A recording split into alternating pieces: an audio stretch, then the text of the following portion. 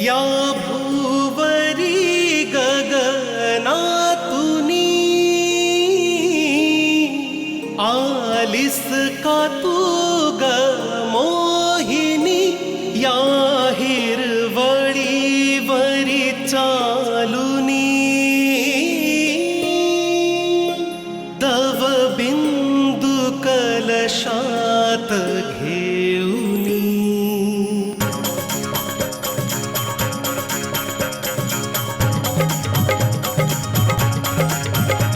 अंगात ग रंग किती, मनात ग तरंग किती, निश्चल ग तू, निर्मल ग तू, कंचन ग तू, चंचल ग तू, गोड गोड ग तू परी, निलांबरातील तू परी.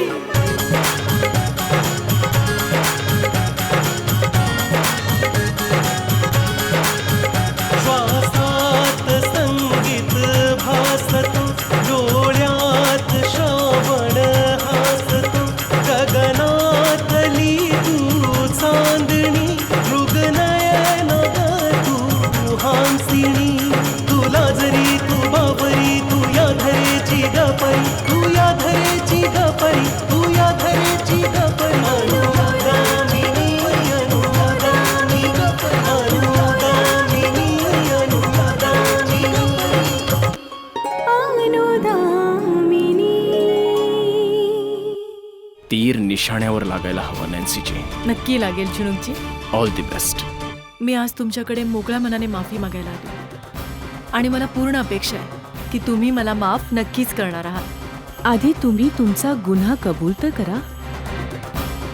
मी नक्कीच माफ करेन. माझी सगळ्यात पहिली चूक ही होती की मी देवची पॉलिसी लॉन्च नाही होऊ दिली.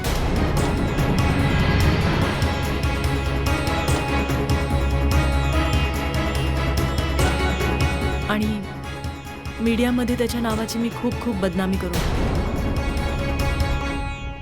आणि दुसरी चूक ही होती की त्या मॉडेलशी त्याची भेट मीच घडवून आणली.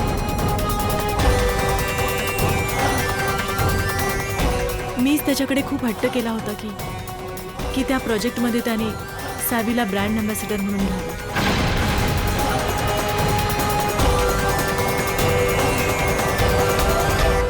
ती ब्रँड अँबॅसेडर तर नाही बनू शकली, पण ती तुमच्या आयुष्यात दबक्या पावलांनी सगळं उद्ध्वस्त करायला नक्कीच येते. आणि देवला तर फक्त तुम्ही डिझर्व करता. हिंदुस्थानच्या युथला आपल्या पॉलिसीने नवा मार्ग दाखवणारे आशा ग्रुप ऑफ कंपनीजचे प्रेसिडेंट आता स्वतः झाले दिशाहीन. स्वतःचं लग्न झालेलं असूनही एका साध्या मॉडेलशी करतात प्रेम. बऱ्याच कॉम्प्रोमाइज नंतर त्यांनी एका साध्या मॉडेलला बनवलं आहे आपल्या पॉलिसीचा ब्रँड अँबॅसेडर. आपल्या चीप वर्तणुकीमुळे सॅवी तर झाली प्रसिद्ध, पण देवच्या स्वप्नांचा झाला आहे चक्काचूर.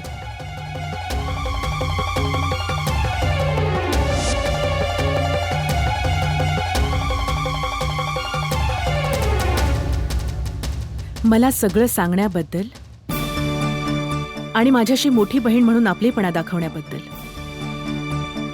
तुमचे खूप खूप धन्यवाद. काजल,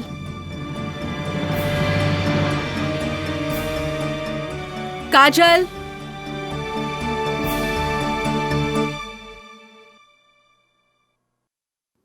दरवाजा उघड.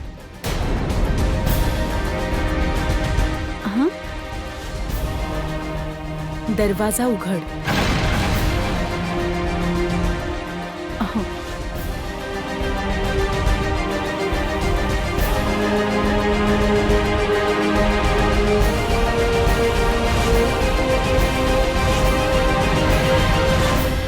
मला सल्ला दिल्याबद्दल तुमचे खूप खूप आभार. दरवाजा उघडा आहे. तुम्ही जाऊ शकता.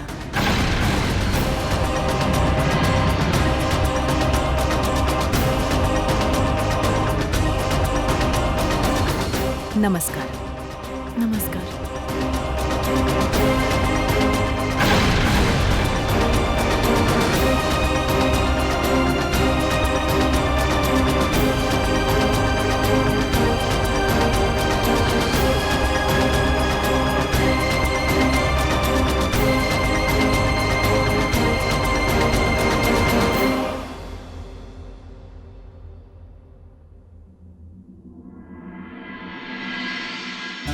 सध्यापुरतं तरी तुम्ही MMS शी मन लावा, तेही गुप्त रूपाने. समजलात ना गुप्ताजी? ओके. अनुदामिनीने अगदी तसंच रिॲक्ट केलं जसं आपल्याला हवं होतं. काम झालंय आपलं. वा. चल.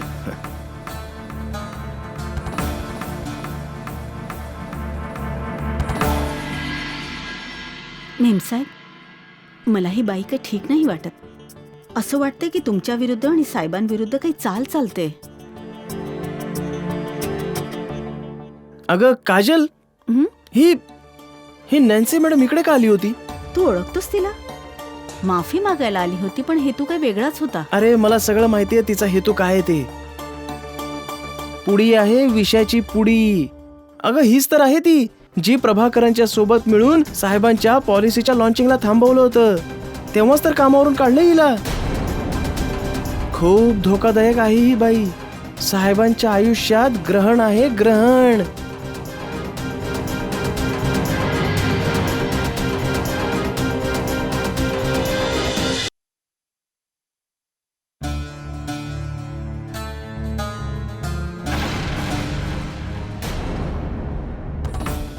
हा बोल बाबा, आलो.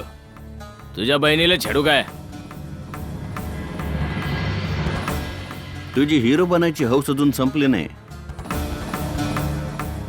त्या दिवशी हॉस्टेलवाल्या जंगलात तू हिरोईनला वाचवायला आला होतास, अगदी हिरो हिरालाल प्रमाणे. बेटा रामलाल, असं का करतोस तू?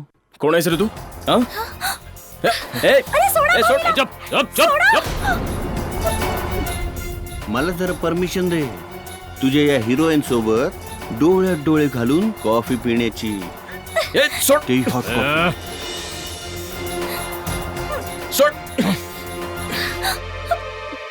ए वाजव त्याचे दोन काना खाली.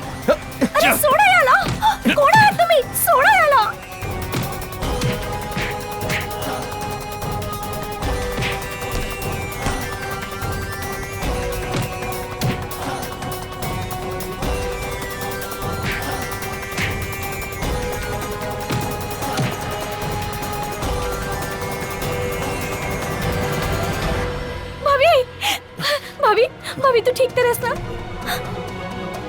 भाभी चल इथून. चल. वहिनी, तेच होतं जे मुलीच्या नशिबात लिहिलेलं असतं. भलेही आपण 10 जागी डोकं आपटून घेऊ, काहीही होत नाही. हा सगळा नशिबाचा खेळ आहे. अहो, एक नातं तुटल्याने तुम्ही इतके हताश होऊ नका. रांचीमध्ये मुलांची कमी नाहीये. इकडे नाही झालं तर दुसरीकडे होऊन जाईल. वहिनी, मुलांकडच्या डिमांड ऐकल्यावर तर पायाखालची जमीनच सरकते. आणि मालिनी हट्ट धरून बसलीये की तिला मुलगा नोकरीवालाच हवाय. आई वडिलांचा एकुलता एक हवाय. आता मुलीची डिमांडच अशी विचित्र आहे. पूर्ण नाही केली तर आयुष्यभर आई वडिलांना दुष्ण देत बसेल. जर मालिनीचा स्वभाव अनुदामिनी सारखा जरा तरी असता ना, तर तिचं लग्न कधीच झालं असतं. अरे हा मुलगा तर 6वा झालाय. जर 10 मुलं दाखवली तर त्यातली 9 तर आधीच रिजेक्ट करून बसते. अहो भाऊ, आता जमाना बदललाय आणि आम्हीही मानतो की मुलांना आपल्या आयुष्याचा निर्णय घेण्याचा अधिकार द्यायला हवा. नाहीतर तुम्हाला माहितीच आहे, त्यांच्यावर जोर जबरदस्ती करून मुलांचे दुःख आई वडिलांनाच भोगावे लागते. म्हणूनच तर नको वाटतं ना की सगळं आमच्या मर्जीने व्हावं. म्हणून तिच्या आवडीचा मुलगा शोधतोय. आता हा मुलगा तर हातातून गेला. आता पुढील लग्नाचा योग पुन्हा कधी येतोय ते बघूया. सगळं काही ठीक होईल आणि मन अस्वस्थ करून नाही चालणार. आणि तुम्हाला तर माहितीच आहे, आम्ही मनोहा करता सगळी जुळवाजुळव करून बसलो आहोत. पण ती मुलगी इतकी हट्टी आणि चंचल आहे ना की बोलणी काही पुढे सरकूच देत नाही. पण वहिनी, मनोहा आणि अनुदामिनी मध्ये तर. अहो भाऊ, त्या दोघी तर सख्ख्या बहिणीप्रमाणे झाल्या आहेत. पण आमच्या मुलाच्या शिष्टपणावर आम्हाला काहीच भरोसा नाहीये. तो जेव्हा ठीक आहे तर ठीक आहे. काय माहित कुठल्या गोष्टीवर त्याचं डोकं भडकतं, मग तो आपल्या खऱ्या रूपात येतो. अरे वहिनी, तुम्ही का काळजी करताय? मनोहा खूप समजूतदार मुलगी आहे. एखाद्याच्या मनात एखाद्याबद्दल थोडा तरी कडवटपणा असतोच ना. पण मला माहिती आहे की मनोहा खूप चांगली मुलगी आहे. हो ना, तेव्हाच तर प्रत्येक गोष्टीवर आम्हाला लेक्चर देत असते. वहिनी, आपलं आता वय झालंय, जग नवीन झालंय, सगळं काही बदललंय. मग आता मुलांकडूनच शिकावं लागेल ना आपल्याला. हो, सगळं काही शिकतोय आणि सगळं शिकवती आहोत.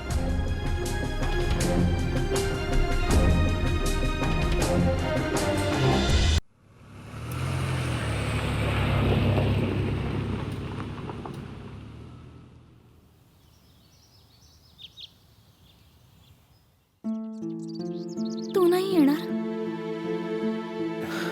नाही, वहिनीने जर हे माराचे निशाण बघितले तर त्या काळजी करतील. जा तू.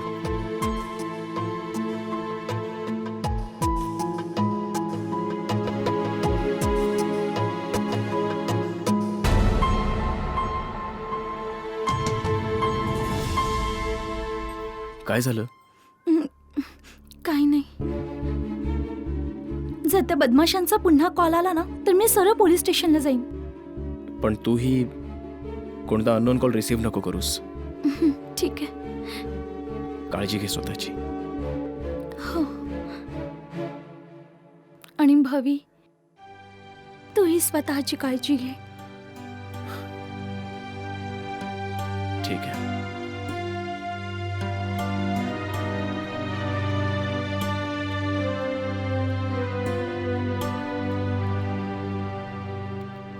अरे चल दादा.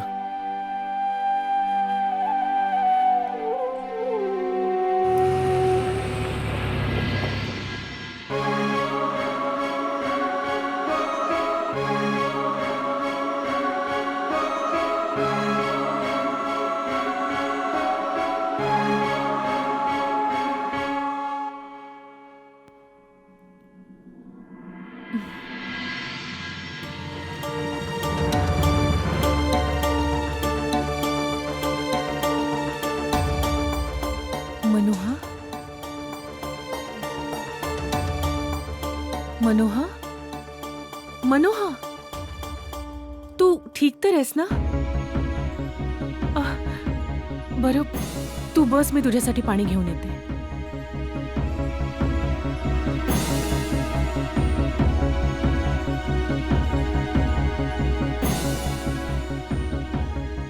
हे घे पाणी.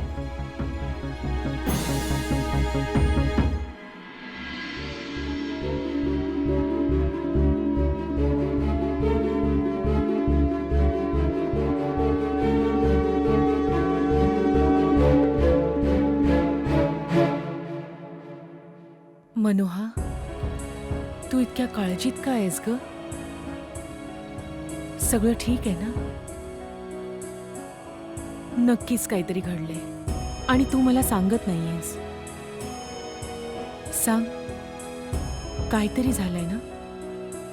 ते वहिनी, मी आणि भावी कॉफी शॉपमध्ये बसलो होतो ना, तर एक अननोन कॉल आला.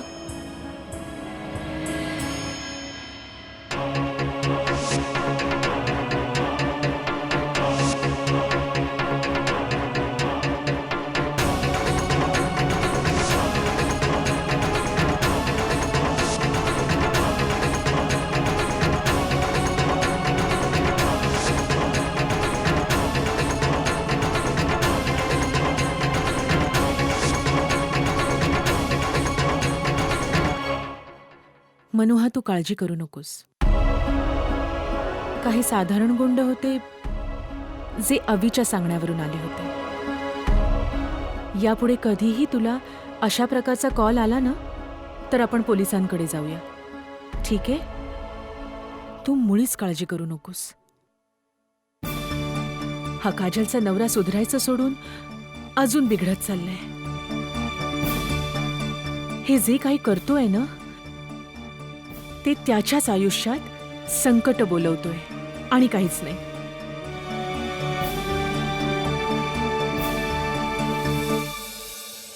मुळीच काळजी करू नकोस. मी आहे ना तुझ्यासोबत. मी आत्ता आले.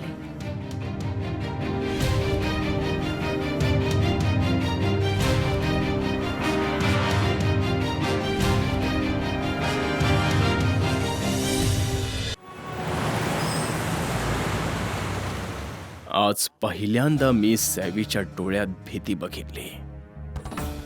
बेघर होण्याची भीती. खास करून तेव्हा जेव्हा तू तिला हे म्हणालीस की जसं मी तुझ्याकडून हे घर रिकामं करून घेतलंय ना सॅवी, अगदी त्याचप्रमाणे मी देवला तुझ्या आयुष्यातून काढून टाकेन. And remember, nothing is impossible for Nancy. उत्तर तर तिने सुद्धा मला अगदी चोख दिलं. देवचं मन रिक्त करता करता तू इतकी खाली जाशील ना नॅन्सी, की तुझ्या आयुष्यात फक्त रिक्तपणाच राहील. एकदम काट्याची टक्कर आहे.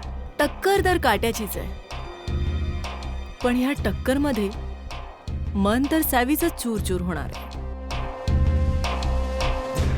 आणि आता आपल्याला एका नवीन प्लॅनची गरज आहे.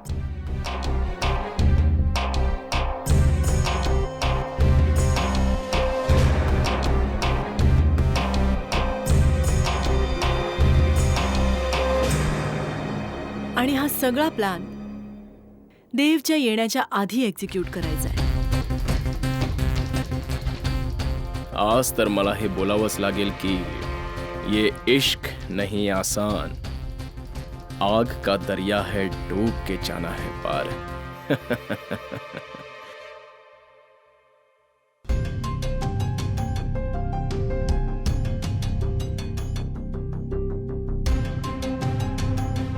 जसं मी तुझ्याकडून एक घर रिकामं केलंय ना सॅवी, अगदी त्याचप्रमाणे मी देवला तुझ्या मनातून काढून टाकेन.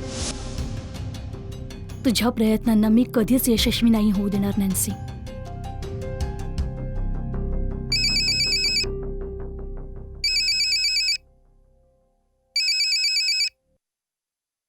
हॅलो, कशी आहेस यार? मी ठीक आहे. आवाजावरून तर वाटत नाहीये. एनिवेज, ऐक, मी 3 दिवसांनंतर मुंबईला येणार आहे आणि ह्या वेळेस मी पूर्ण 2 आठवडे राहणार आहे. तसं मी फ्लॅटच्या सफाईसाठी कोणाला तरी सांगितलंय, पण जमलं तर तू सुद्धा जाऊन ये ना.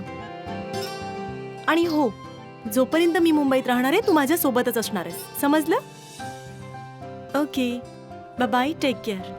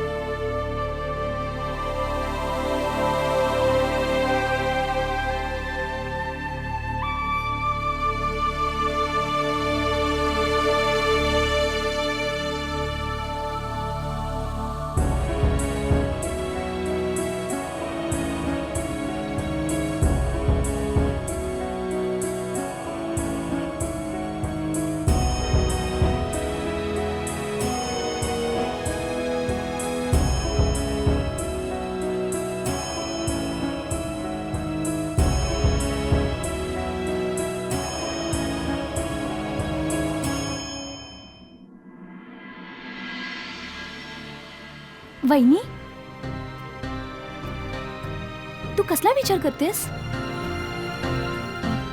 काही नाही. अरे, तू अजून झोपली नाहीस? नाही, पण तू का जागतेस? बस असंच, झोप लागत नाहीये. डायरी वगैरे लिहिणार आहेस का? नाही नाही,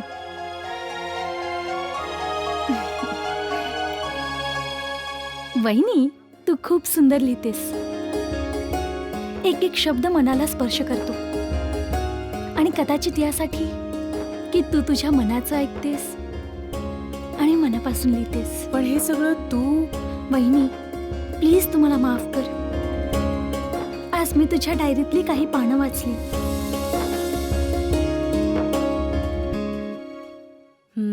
तर ही गोष्ट आहे. पण मी जास्त शिकली सवरलेली नाहीये. म्हणून माझं डोकं जास्त नाही झालं. माझ्या मनात जे येतं मी तेच करते आणि तेच लिहिते. वहिनी, तू मला एक सांग, तू देवदादाबद्दल चांगले चांगले विचार करतेस ना? तुझ्या मनात त्याच्यासाठी कधी वाईट विचार नाही आला? नाही, कधीच नाही आला.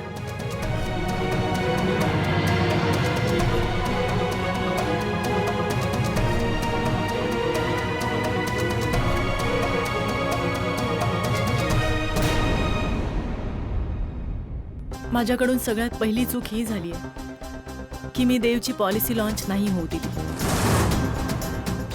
मीडियामध्ये त्याच्या नावाची बदनामी करून टाकली. माझ्याच हट्टापायी त्याने सॅवीला त्या प्रोजेक्टमध्ये घेतलं होतं. दरवाजा उघडा आहे, तुम्ही जाऊ शकता.